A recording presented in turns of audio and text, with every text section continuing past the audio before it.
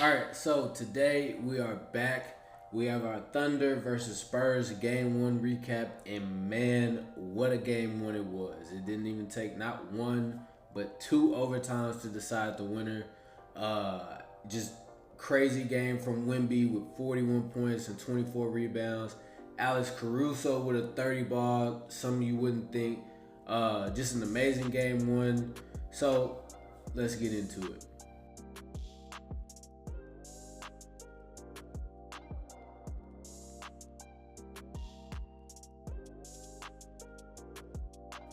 All right, so game one, the Spurs kind of controlled the game for the first three quarters. They came out with a defensive game plan against Shea to really turn him into a playmaking type guard, not letting him play one on one. He was sometimes seeing two, three bodies. He couldn't get his shot off. I think at the start of the fourth quarter, he had only gotten up 10 shots, which y'all know that's not Shea's game. They were really making the role players beat them, and it was working for the majority of the game. You saw Shea frustrated. His rhythm and timing was off.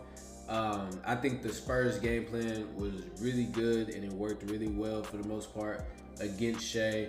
Obviously, Alex Caruso had 30, but he's not gonna shoot like that every single game. So I see what Miss Johnson is doing, and that's just something you have to live with. The Thunder, they also missed a lot of wide open threes and good looks that I think that some of the other role players will knock down in game two. They'll come out really desperate in game two, just not wanting to go back to San Antonio down 0-2. I thought Jared McCain showed some good minutes.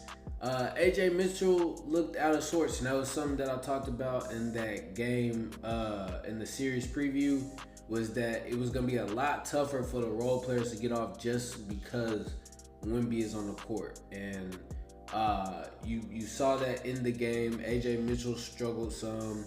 Jalen Williams, little Jalen Williams struggled. Lou Dort he's not an impactful offensive player, but he didn't have those 3 or 4 made threes type of game. I think this series is really going to be a defensive battle, and you saw the two different kind of game plans that the Thunder had versus the Spurs had. Because on the flip side, with Wemby, they were guarding him with a guard to kind of get under him and get leverage while trying to have backline help, and Wemby kind of torched that. I don't think that's the way to go to guard him with 6'4" and 6'5" guys, because they have a lower base and can kind of push him off his spot a little bit. I think you have to go with somebody that's at least 6'9", that he kind of feels. He doesn't really see them, but he kind of feels and sees. Then also have that back line help with like 7', 7'1" guy. The Thunder opted to not do that, and they got torched. So I think they'll probably switch up the game plan a little bit. It might not be too drastic, as like the big drastic changes really come once you travel in the series. But yeah, the Spurs weren't willing to let SGA get off, and the Thunder were kind of just like, we're gonna stick to our game plan and we'll live with it.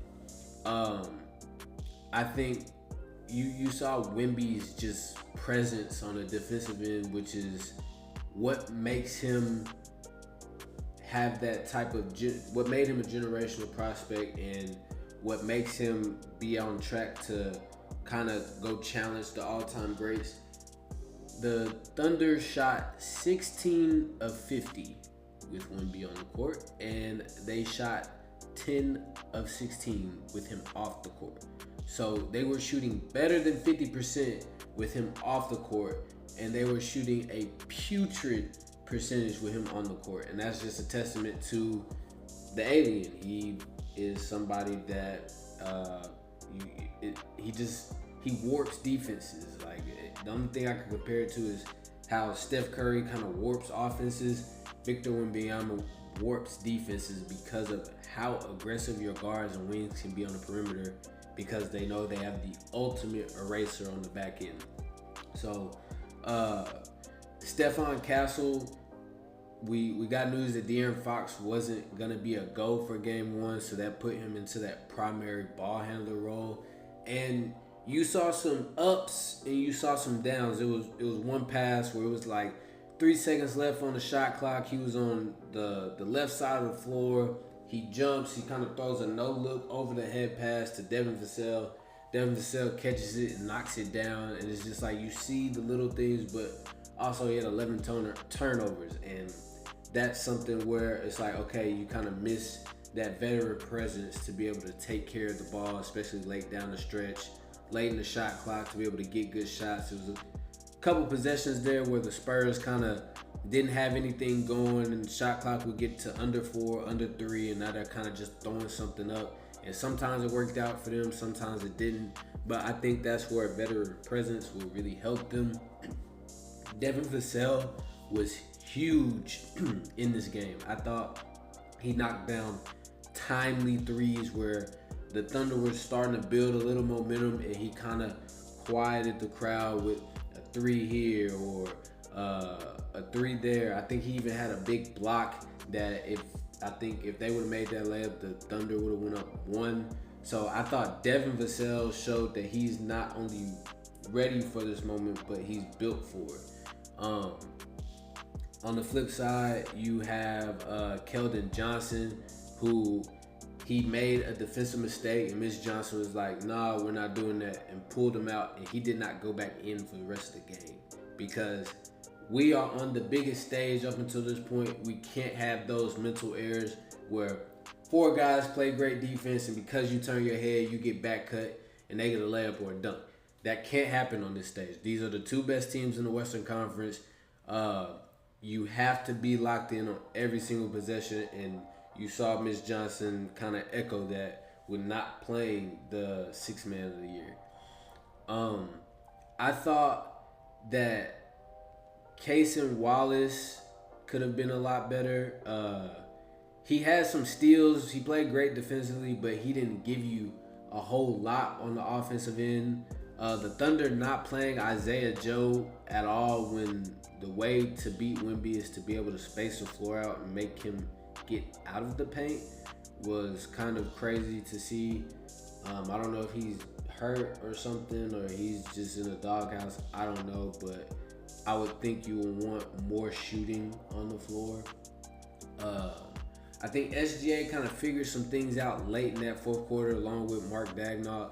He started to get SGA on the move a little bit so he could bring Wemby up, and then SGA could have places to attack and get to the spots and finish, or get to his pull-ups and things of that nature.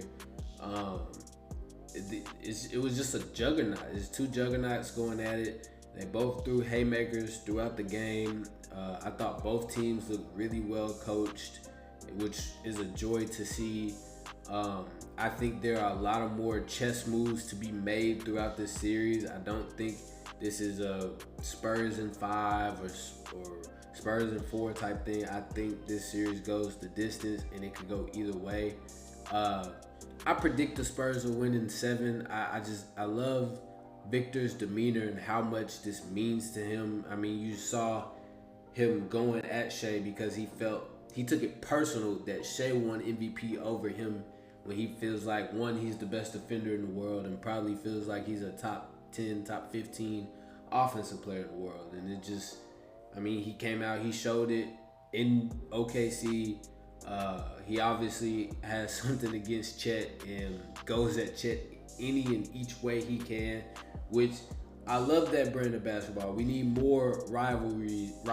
We need more just teams that don't like each other, so when you get these matchups, you feel the intensity on every single possession. I just love it, and I think this is something we're going to see for the next couple of years, with Shea still being in his prime, Wemby starting to enter his. I think this is just something that is going to be a sight to see for years to come. I'm interested to see what adjustments each coach makes from game 1 to game 2. I wonder if De'Aaron Fox will play. That'll be a big thing. But again, it'll be two gladiators, two knights going back at it. It'll be fun. I think the Thunder will come out with a little bit more fire, a little more focus, because again, they don't want to go back to San Antonio down 0-2. I think the Spurs will still, they're young, so they will have to be told to consistently keep their foot on the gas. It's a matchup to see. I'm excited to see it.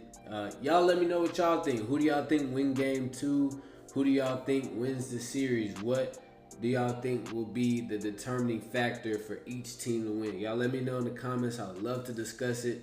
I appreciate y'all for being here. Make sure y'all like, comment, subscribe. Follow me on Twitter. Follow me on TikTok. It's daily content there. And shoot, we'll be back.